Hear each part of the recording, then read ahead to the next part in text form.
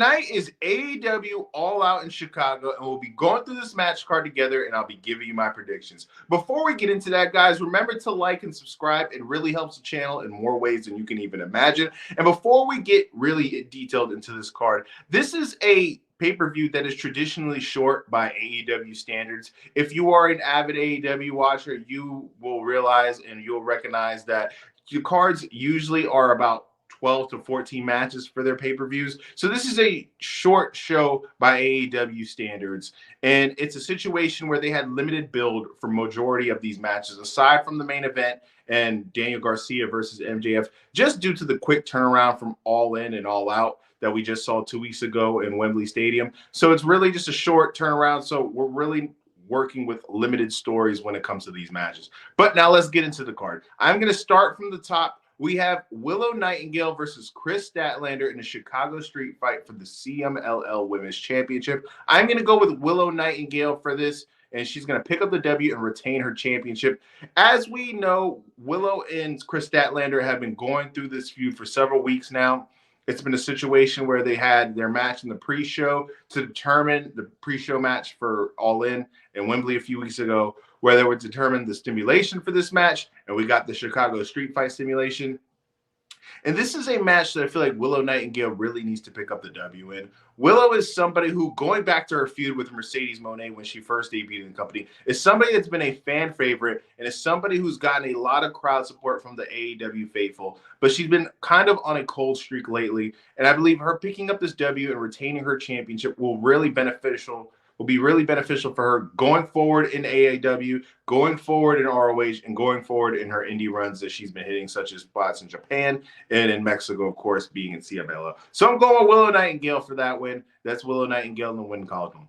I'm also going to go hit next with the Tag Team Championship match between the Young Bucks and the BCC, Claudio and Wheeler Yuta. I'm going to go with the Bucks to retain.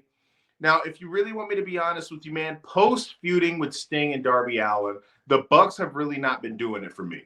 I thought when they first started this storyline where they were kind of doing a hostile takeover AEW, it had a lot of potential. When they shot that angle where they and Jack Perry beat up Tony Khan and put him in a neck brace, I thought this was a situation that could really sit there and add a lot of steam to a tag team that has kind of been losing it lately, just in my opinion, when it comes to their presence on the show. Aside from this match prediction, something that I thought was really, really dumb when it came to that storyline was, if they're going to be doing this hostile takeover of, the company, right? And they're going to have Christopher Daniels come in and be this interim mouthpiece for Tony Khan. What is the point of even having Christopher Daniels as this interim mouthpiece when you know that Tony Khan is backstage? And how could the Bucks be taking this hostile takeover thing when Tony Khan, in theory, could overrule every single decision that they make? But nonetheless, that's nitpicking. I'm going to go with the Bucks to pick up the W in this match for them to retain their tag team championships. Next, we're going to go with the Fatal 4-Way for the Continental Championship. We got Okada, we got Takeshita, we got Mark Briscoe, and we got Orange Cassidy. I'm going to go with Okada to retain his championship. We saw this week on AEW Dynamite a little tease between Okada and Takeshita, and when we finally do get that match is going to hit so freaking hard. That match is going to be the shit. And I'm excited for that when we eventually get to that point. But I'm going to go with Okada to retain his championship. Okada, as we know, is a part of the big three of big free agents that AEW has brought in lately. Will Ospreay, Mercedes Moné, and Okada, like I just mentioned. So I feel like we're going to continue with Okada to be looking strong. I would like to see, personally, seeing Okada in a lot more signature singles matches. As we all know, Okada is one of the best wrestlers in the world, and he's entertained me a lot with his pairing with the Bucks. Just his quips and his ability to make people laugh, I feel like, is very underrated. But I like to see the best wrestler in the world, Okada, come out soon. But I'm going to take the W for Okada. Okada's going to retain his championship, and hopefully we do get that Okada-Takeshita match down the line. Next, I'm going to go with Mercedes Moné versus Shida. This is a match that I feel like both of these women really need. A lot of people were disappointed in the Mercedes versus Britt Baker match at All In. I feel like Mercedes did all she could have to make that match as good as possible. Britt is just somebody who unfortunately was coming off of an injury, a lot of a ring rust. So chemistry wise, it just didn't click between those two ladies. And they were also hitting a death spot, man. They were coming off of Ospreay and MJF. They had to follow that up. And that wasn't very easy for either of these women to do. So I felt bad for them in that instance. But I'm going to go with Mercedes taking the W against Sheeta. Sheeta, in my opinion, truly is the ace of the AEW women division, like they say that she is. She is somebody who, if you need a good women's match, you can just plug and play Sheeta and put her in that position, and she will deliver in that manner because she is, in my opinion, the backbone of the women's division in AEW. Next, we're going to go with Will Ospreay versus Pac. This is a match that when Will Ospreay first signed with AEW, it's a match that a lot of people were looking forward to. It's a match that I personally am looking forward to. It's a match that I feel like will deliver and has the potential to steal the show when the show is done. And it's a situation where I feel like Will Ospreay is going to take the W. As we know, Will Ospreay, ever since he's arrived in AEW, has kind of been this marquee, big-time babyface that they've been lacking for a while. And this is a match where I feel like we're going to get a lot of flips. We're going to see a lot of stiff action. We're going to see a lot of high flying.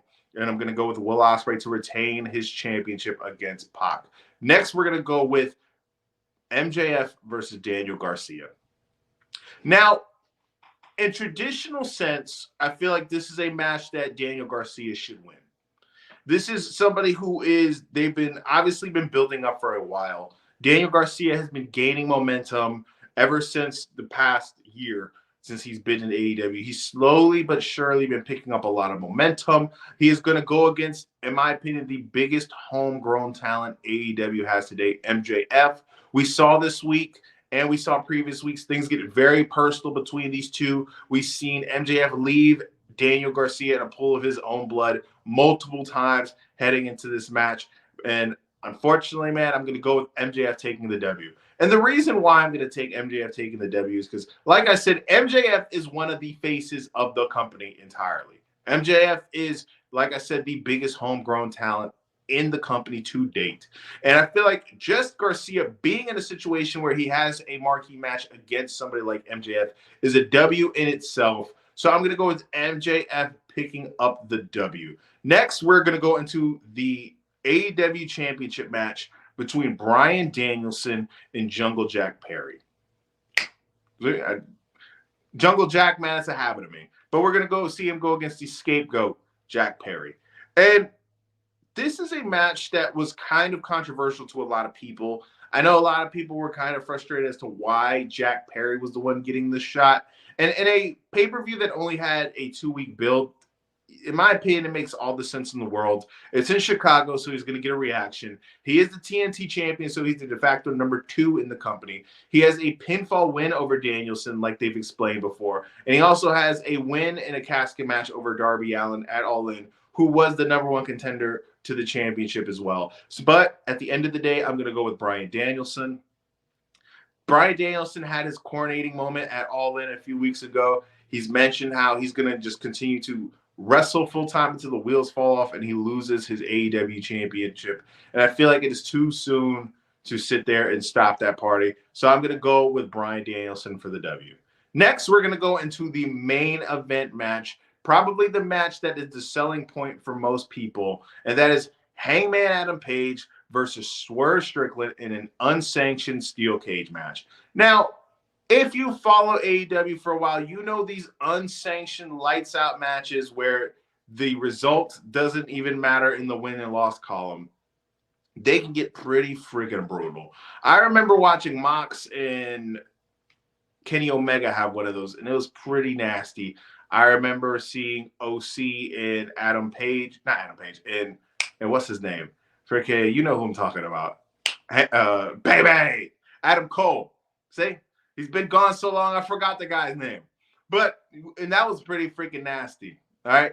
This is a match that, in my opinion, you can have an argument is one of the biggest matches in AEW history. This build between Hangman and Swerve, in my opinion, is neck and neck with CM Punk and MJF for the greatest feud in AEW history.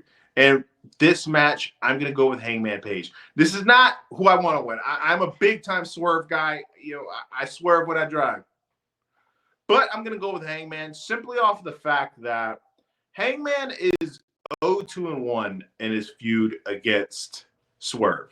And for some reason, you know, when you see somebody burn your house down, I don't feel like this is the end of the feud. I feel like that angle that was shot on Wednesday ignited this feud and is kind of taking it into another chapter. And this isn't going to be the last we see of these two guys going against each other. And Swerve, if you really want to be technical, man, this is a match that is so complicated when it comes to character-wise because these are both guys who are heels. Swerve sat there, broke into Hangman's house. He sat there and threatened his son in that baby carriage. He told his son that he was going to piss on his father's grave. So if you really want to be technical, man, Swerve's the heel in this match. Adam Page, of course, has been a heel ever since that happened as well, being on this deranged, you know, obsession with Swerve. He sat there and been obsessed with the man ever since that match. And we've seen him go from a guy who was seemingly balanced to extremely unhinged when it comes to Swerve Strickland. So I'm going to go with Hangman. I think that eventually we're going to get a situation where Hangman becomes AEW champion relatively soon. And we see a different situation that's kind of reversed where we see Swerve actually doing the chasing to gain back his title. And he's the one who's chasing Hangman and not the other way around, which we've seen in the past few months. But yep, I'm going to go with Hangman to take the W in a controversial match. Remember to like and subscribe, like I said, man. And I will be doing an all-out post show immediately after the show. So be on the lookout for that, man. I am Kevin Zwicker. I'm out.